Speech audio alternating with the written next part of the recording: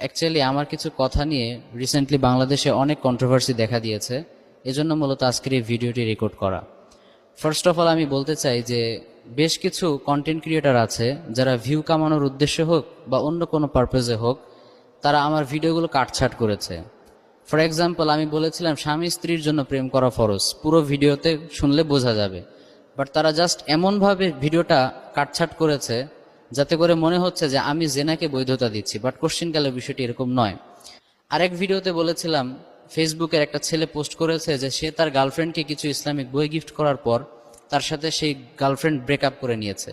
কিন্তু এটা এমনভাবে প্রচার করা হচ্ছে মনে হচ্ছে যেন আমি আমার গার্লফ্রেন্ডকে গিফট দিয়েছিলাম, বিষয়টি এরকম নয়। তো যাই হোক, হয়তোবা আমার দুর্বলতার কারণে আমি ভালোভাবে বুঝাতে পারিনি। সব মিলিয়ে আমি আমার অতীতের যত কর্মকাণ্ডে আপনাদেরকে কষ্ট দিয়েছে সবগুলোর জন্য আমি লজ্জিত এবং অনুতপ্ত। আজকে সবার সামনে এই ভিডিওতে আমি